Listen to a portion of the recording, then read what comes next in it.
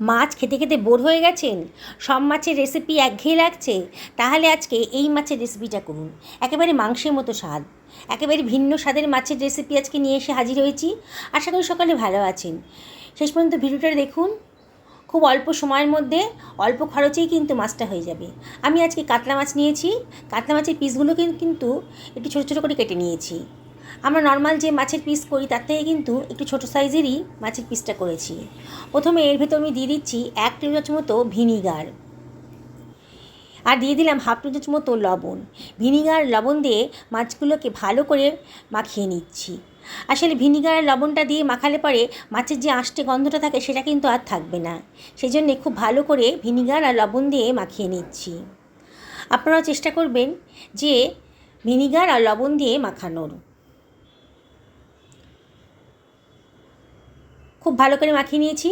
দেখুন দেখুন সাদা মতন একটা রস বেরিয়ে এসছে। এবার আমি জল দিয়ে মাছটাকে 3 থেকে 4 বার ভালো করে ধুয়ে নেব। তার এইভাবে রান্না করলে দেখবেন একেবারে আঁশটে গন্ধ নেই। এবার ভালো করে ধোয়া হয়ে গেছে 3 থেকে 4 বার। মাছটা যখন পরিষ্কার হয়ে গেছে এর ভেতরে দিয়ে দিলাম 1/2 টেবিল চামচ মতো হলুদের গুঁড়ো, 1/2 টেবিল চামচ মতো ধনের গুঁড়ো, আর 1/4 টেবিল চামচ মতো জিরের গুঁড়ো, আর দিয়ে দিচ্ছি 1/2 টেবিল চামচ মতো লঙ্কার গুঁড়ো। রান্নাটা একটু ঝালঝাল হবে, মানে লঙ্কার পরিমাণটা একটু বেশিই দিলাম। এবারে আমি এর ভেতর দিয়ে দিচ্ছি 1/2 টেবিল চামচ মতো লবণ। এবারে এর ভেতরে আমি দিয়ে দেবো 1 টেবিল চামচ মতো সোয়া সস। এবারে আমি একটা ডিম ফাটিয়ে এর ভেতর দিয়ে দেবো। ডিমটাকে ভেঙে প্রথমে একটু ফাটিয়ে নেবো। ভালো করে ফেটিয়ে নিয়েছি ডিমটাকে। সুন্দর করে ফেটিয়ে নেবেন, তাহলে কিন্তু রান্নার টেস্টটা খুব সুন্দর আসবে। দেখুন খুব ভালো করে ফেটানো হয়ে গেছে ডিমটা। এইবারে আমি ডিমটাকে মাছের মধ্যে দিয়ে দিচ্ছি। এবারে ওর ভিতর দিয়ে দিচ্ছি 1 টেবিল চামচ মতো সর্ষের তেল। সব কিছু ভালো করে মাখিয়ে নেব। খুব ভালো করে মাখিয়ে নিতে হবে মশলার সাথে মাছের টুকরোগুলোকে। যত ভালো করে মাখাবেন রেসিপির স্বাদটা কিন্তু ততই সুন্দর আসবে। তাই খুব ধৈর্য ধরে ভালো করে এগুলো মাখিয়ে নেবেন। দেখুন প্রতিটা পিসকে আমি ভালো করে ঘষে ঘষে মশলার সাথে মাখিয়ে নিচ্ছি।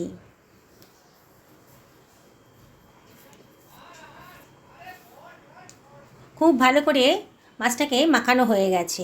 এবার আমি এটাকে সরিয়ে রাখছি। আমি এখানে 3খানা পেঁয়াজ নিয়ে নিয়েছি। এই রান্নাতে কিন্তু পেঁয়াজের পরিমাণটা একটু বেশিই লাগবে। পেঁয়াজের খোসাগুলো ফেলে দিয়েছি। পেঁয়াজটাকে মাঝখান দিয়ে কেটে ওপরে সাদা অংশটা ফেলে দিলাম। দিয়ে এবার পেঁয়াজটাকে আমি কুচি কুচি করে কেটে নিচ্ছি। বন্ধুরা রেসিপিটা বানানো কিন্তু খুবই সোজা, আর খেতে কিন্তু সত্যি দুর্ধর্ষ। আপনারা একদিন এমন করে বানাবেন এই মাছের রেসিপিটা, খুব ভালো লাগবে। মাছের যে একঘেয়েমি একেবারেই নাই। যাকে খাওয়াবেন সেই আপনার রান্নার প্রশংসা করবে। আমি পেঁয়াজগুলোকে কুচি কুচি করে কেটে নিচ্ছি। খুব বেশি মিহিও করিনি আর খুব বেশি বড়ও হয়নি। দেখুন আমি কীভাবে কাটছি পেঁয়াজগুলোকে। এইভাবে আমি সমস্ত পেঁয়াজগুলোকেই কেটে নিলাম। তারপরে আমি 2খানা মাঝারি সাইজের টমেটো নিয়েছি। টমেটোটাকে আমি আগে থেকে ধুয়ে নিয়েছি। সবজিগুলো কাটার আগে অবশ্যই ভালো করে ধুয়ে নেবেন। টমেটোগুলোকে একটু বড় বড় সাইজের করে কেটে নিচ্ছি।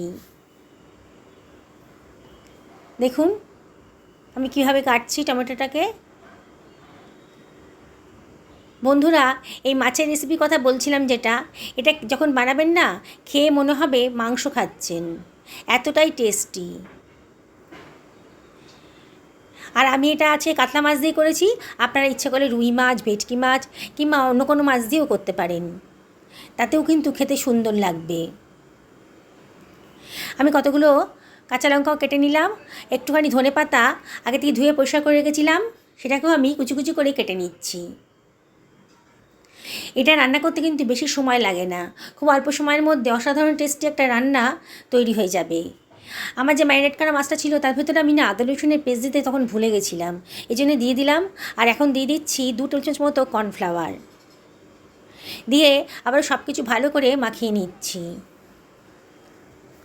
আপনাদের যদি কর্নফ্লাওয়ারের পরিমাণটা একটু বেশি লাগে তাহলে দিয়ে দেবেন, আর কর্নফ্লাওয়ার যদি না থাকে তাহলে আপনারা ময়দাও ব্যবহার করতে পারেন। আমার কাছে কর্নফ্লাওয়ার ছিল, আমি দিয়ে দিয়েছি। তবে কর্নফ্লাওয়ারটা পরিমাণটা আপনারা নিজেরা বুঝতে পারবেন কতটা দিতে হবে। আমার এখানে 2 টেবিল চামচ মতো দিয়েছি আমি, আপনাদের যদি একটু বেশি লাগে দিয়ে দেবেন। খুব ভালো করে কিন্তু মাখিয়ে নিতে হবে মাছের গায়ে, একটা সুন্দর কোটিং হয়ে এসে যাবে কর্নফ্লাওয়ারটা দিলে পরে। দারুণ সুন্দর একটা রেসিপি তৈরি হতে চলেছে। দেখুন খুব ভালো করে মাখানো হয়ে গেছে। আমি একটা কড়াই বসিয়ে দিয়েছি, কড়াইতে পর্যাপ্ত পরিমাণ তেলও গরম করতে দিয়ে দিয়েছি। তেলটা যখন বেশ গরম হয়ে গেছে তখন আমি মাছের টুকরোগুলো এর ভেতর দিয়ে দিচ্ছি। একসঙ্গে কিন্তু বেশি টুকরো দেবো না, অল্প অল্প করে ভাজতে হবে। একটার গায়ে আর একটা লেগে গিয়ে সব কিছু ভেঙে যাবে, তাই অল্প অল্প করে আমি ব্যাচে ব্যাচে ভাজবো। প্রথমে দিয়েই কিন্তু নাড়াবেন না, তাহলে কিন্তু ভেঙে যাবে। একটুখানি দেওয়ার পর এই মিনিট খানেক পর তারপরে এটাকে ওলটপালট করে দেবেন। ভালো করে উল্টে পাল্টে খুব ভালো করে ভেজে নিতে হবে।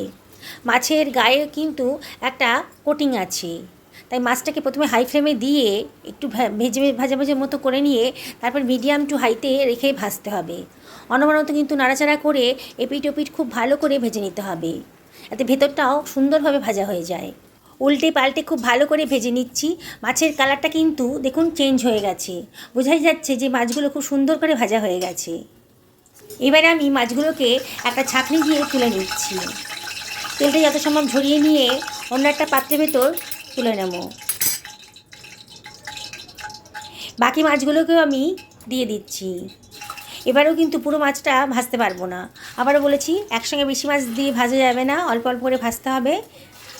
তাই সেকেন্ড ব্যাচেও অল্প করে মাছ কড়াইতে দিয়ে দিলাম, দিয়ে আগের প্রসেসেই আমি মাছগুলোকে ওলটপালট করে ভেজে নেব। বন্ধুরা, রেসিপিটা যদি ভালো লাগে তাহলে একটা লাইক করবেন আর কমেন্ট করে জানাবেন যে আপনাদের কেমন লাগলো। আমি কিন্তু ওলটপালট করে মাছগুলোকে ভালো করে ভেজে নিচ্ছি, আগের মতনই করেই ভালো করে ভেজে নেব। দেখুন অনবরত কিন্তু ওলটপালট করে দিতে হবে, না হলেই কিন্তু পুড়ে যাবে মাছগুলো, তখন আর ভালো লাগবে না খেতে। সেকেন্ড ব্যাচের মাছগুলো আমার ভাজা হয়ে গেছে, আবার আমি ছাঁকনি দিয়ে তুলে নিলাম। তেলটা যত সম্ভব ঝরিয়ে নিয়ে মাছগুলোকে আমি তুলে অন্য পাত্রের ভেতর রেখে দিচ্ছি। বাকি মাছগুলোকে একইভাবে আমি ভেজে নেব। দেখুন সব মাছ ভাজা হয়ে গেছে। আমার কড়াইতে কিন্তু অনেকটা তেল আছে, এতটা তেল আমি রান্না করব না বলে তেলটাকে কমিয়ে নিলাম। 2 টেবিল চামচ মতো রাখলাম, বাকি তেলটা সরিয়ে রেখেছি, অন্য কোনো রান্নায় কাজে লাগিয়ে দেবো। এবার ওই তেলের ভেতর দিয়ে দিলাম 1/2 টেবিল চামচ মতো গোটা জিরে, আর গোটা জিরেটা যখন একটু ফ্রাই হয়ে গেছে তখন কেটে রাখা পেঁয়াজ কুচিটা আমি দিয়ে দিলাম। দিয়ে সব কিছু ভালো করে মিশিয়ে নিচ্ছি। হাই ফ্লেমেই রেখেছি আর অনবরত কিন্তু নাড়তে হবে। দেখুন নাড়তে নাড়তে পেঁয়াজের কাঁচা ভাবটা কিন্তু চলে যাচ্ছে, পেঁয়াজের কালারটাও চেঞ্জ হয়ে গেছে। তখনই বুঝতে পারবেন যে পেঁয়াজের কাঁচা ভাবটা আর নেই। দেখুন পরিষ্কার বোঝা যাচ্ছে যে পেঁয়াজের কাঁচা ভাবটা একেবারেই নেই, পেঁয়াজটা বেশ নরম হয়ে গেছে। এই অবস্থায় আমি দিয়ে দিলাম 1/2 টেবিল চামচ মতো আদা রসুনের পেস্ট, আর দিয়ে দিচ্ছি 1/2 টেবিল চামচ মতো হলুদের গুঁড়ো, 1/2 টেবিল চামচ মতো ধনের গুঁড়ো, 1/2 টেবিল চামচ মতো জিরের গুঁড়ো, আর 1/2 টেবিল চামচ মতো লঙ্কার গুঁড়ো, আর দিয়ে দিলাম 1/2 টেবিল চামচ মতো লবণ। লবণটা কমই দিলাম, যদি প্রয়োজন হয় পরে আবার দিয়ে নেবো। কিছু ভালো করে মিশিয়ে নিচ্ছি, অনবরত কিন্তু নাড়তে হবে, নাহলে কিন্তু পোড়া ধরে যাবে।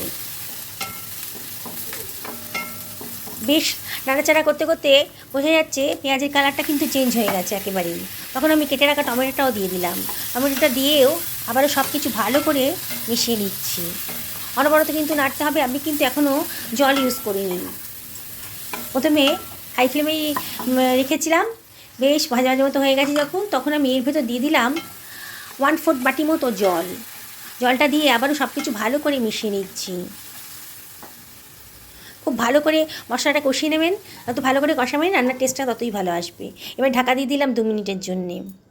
মিনিট 2 হয়ে গেছে, দেখুন মশলাটা কিন্তু বোঝা যাচ্ছে অনেকটাই কষানো হয়ে গেছে, টমেটোটাও অনেকটা নরম হয়ে গেছে। আমি টমেটোর সাইজটা একটু বড় বড় করে রেখেছি যাতে টমেটোটা একেবারে গলে না যায়। এবার দিয়ে দিলাম ভেজে রাখা মাছের টুকরোগুলো, খুব আলতো হাতে মশলার সাথে ভালো করে মাখিয়ে নিতে হবে। দেখুন খুব আলতো হাতে একটুখানি মাছটাকে মশলার সাথে কষিয়ে নিচ্ছি। গ্যাসের ফ্লেমটা এখন লোতে রেখেছি। মিনিট খানেক ভালো করে কষিয়ে নেওয়ার পর আমি দিয়ে দিচ্ছি 1 বাটি মতো গরম জল। আপনারা গরম জল দেওয়ার চেষ্টা করবেন, তাহলে রান্নার রঙটাও ভালো থাকবে আর রান্নাটাও তাড়াতাড়ি হবে। আবারও সব কিছু ভালো করে মিশিয়ে নিচ্ছি। ঝোলটাকে একটু ফুটতে দেব। খুব আলতো হাতে আবার একটু নেড়ে দিলাম। মাছ তো নরম, বেশি জোরে জোরে ঘাঁটলে পরে মাছগুলো ভেঙে সব কাটা বেরিয়ে যাবে, তখন খেতে ভালো লাগবে না। কতগুলো কাঁচা লঙ্কা দিয়ে দিলাম। বলেছি রান্নাটা একটু ঝাল ঝাল ভালো লাগবে। কয়েকটা দানা চিনি দিয়ে দিলাম, এই হাফ টেবিল চামচেরও কম। যদি ভালো না লাগে তাহলে চিনিটা অ্যাভয়েড করবেন। আর দিয়ে দিচ্ছি 1 টেবিল চামচ মতো গোলমরিচের গুঁড়ো। গোলমরিচের গুঁড়ো যদি পছন্দ না হয় তাহলে দেবেন না। এবারে এর ভিতরে আমি দিয়ে দিচ্ছি হাফ টেবিল চামচ মতো গরম মশলার গুঁড়ো। খুব সুন্দর একটা টেস্ট আসবে।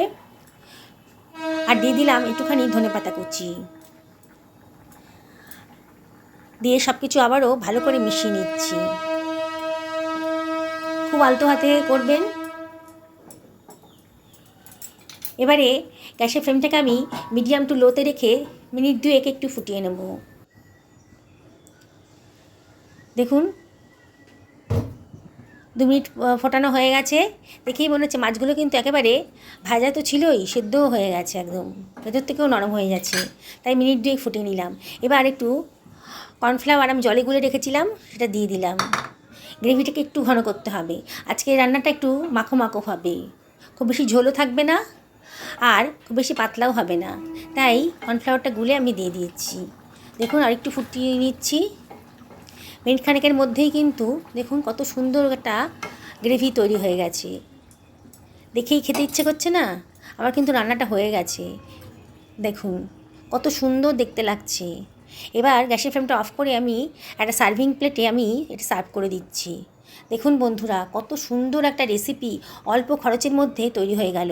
ভাতের সঙ্গেই খান, পোলাওয়ের সাথেই খান, কিংবা রুটি পরোটার সাথেই খান, অসাধারণ লাগবে।